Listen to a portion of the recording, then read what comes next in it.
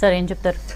యాక్చువల్గా ఈ మేడిగడ్డ ప్రాజెక్ట్ అనేది మొత్తానికి వీళ్ళు చేస్తున్న తప్పు మొదటి నుంచి ఏంటంటే కేసీఆర్ గారు ముఖ్యమంత్రిగా అప్పుడు, కేటీఆర్ గారు ఇప్పుడు, ఇద్దరు కూడా వాళ్ళే ఇరిగేషన్ ఎక్స్పర్ట్స్, ఇంజనీరింగ్ ఎక్స్పర్ట్స్ అని చెప్పేసి మైండ్ సెట్తోని స్టార్టింగ్ నుండి ఇప్పటి వరకు అదే మైండ్ సెట్లో ఉన్నారు. అది అత్యంత ప్రమాదకరమైనటువంటి ఆలోచన. అది ప్రజలందరూ గమనించాల్సిన అవసరం ఉంది. సెకండ్ పాయింట్ ఏంటంటే ఈవెన్ మేడిగడ్డ ప్రాజెక్ట్ కట్టేటప్పుడు, కట్టక ముందు కూడా ఎన్డీఎస్ఏ చాలా స్పష్టంగా చెప్పింది, ఆ రిపోర్ట్స్ కూడా ఉన్నాయి మా దగ్గర, ఏంటంటే it is not safe to construct a barrage there అని చెప్పేసి చాలా స్పష్టంగా చెప్పడం జరిగింది. అది కూడా పక్కకు పెట్టేసేసి వాళ్ళు తమకున్నటువంటి మిడిమిడి జ్ఞానాన్ని ఎంతో గొప్ప జ్ఞానం అనుకోవడం ఒకటి. సెకండ్ ఏంటంటే దానికి ఉన్నటువంటి వాళ్ళకు మేజర్గా మేడిగడ్డను వాళ్ళు ఒక ఏటీఎం కార్డు దాకా ఉపయోగించుకొని దాంతో రావాల్సినటువంటి ఆర్థికపరమైనటువంటి లావాదేవీలు, కిక్ బ్యాక్స్కి సంబంధించి వాళ్ళు ఆ విధంగా చేసుకురావడం ఒక విషయం. అయితే ఈరోజు నాకు విచిత్రం అనిపిస్తుంది ఏంటంటే మనకు కేటీఆర్ గారికి what kind of expertise he has. Expertise ఏముంది? ఎన్డీఎస్సీ చాలా స్పష్టంగా చెప్తుంది ఇది ప్రమాదకరము అని చెప్పేసి.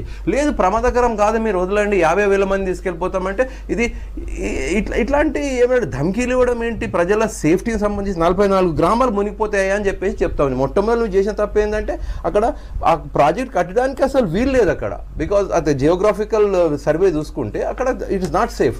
ఈరోజు ఆ పరిస్థితి దాన్ని నిజమైంది, ఆ ప్రాజెక్ట్ కుంగింది. ఆ ప్రాజెక్ట్ కుంగడం వల్ల దానికి కావాల్సినటువంటి ఆల్టర్నేటివ్ మెజర్స్ ఏందని చెప్పి కాంగ్రెస్ ప్రభుత్వం ఖచ్చితంగా చాలా స్పష్టంగా దాన్ని ఏ విధంగా కాపాడుకోవాలనే ఉద్దేశంతో మేమున్నాం.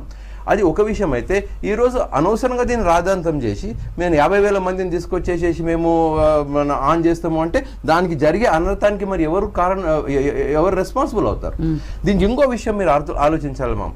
ఏంటంటే ఈ జరిగినటువంటి ఈ కుట్రపూరితమైనటువంటి మోసాన్ని ఎండగట్టడానికి మన రిటైర్డ్ సుప్రీంకోర్టు జడ్జి ఘోష్ గారి కమిషన్ ఏర్పాటు చేయడం జరిగింది. ఘోష్ గారు ఒక 2-3 సార్లు ప్రాజెక్ట్కి వెళ్ళి సందర్శించి చూడడం జరిగింది. అయితే వాళ్ళకు ఒక రకమైనటువంటి భయం ఏర్పడ్డది ఇప్పుడు. ఎందుకంటే వాళ్ళు చేసినటువంటి ఈ కరప్షను ఇది బయటపడుతుందని చెప్పేసి స్పష్టంగా అర్థమైంది. కాబట్టి ఈరోజు వీళ్ళు ఏంటంటే దాన్ని ఆ ఘోష్ కమిషన్ యొక్క రిపోర్ట్ని స్లోగా మన కామోఫ్లోజ్ చేయాలి, కొంచెం దాన్ని మెయిన్ లైన్లోకి వెళ్ళి బయటకు తీసుకుపోవాల ఉద్దేశంతో ఇట్లాంటి నాటకాలు వేస్తూ ఉన్నారు. బీఆర్ఎస్ పార్టీకి ఇది ఇది తగదు. మనం ప్రజల సేఫ్టీని, ప్రజల యొక్క కళ్యాణాన్ని చూడాలి తప్ప మన స్వార్థాన్ని, మన తప్పులను కప్పిపుచ్చుకోవడానికి ఇట్లాంటి వ్యాఖ్యలు చేయడము, ఇట్లాంటి మన ఇష్యూస్ టేకప్ చేయడం అనేది దురదృష్టకరం.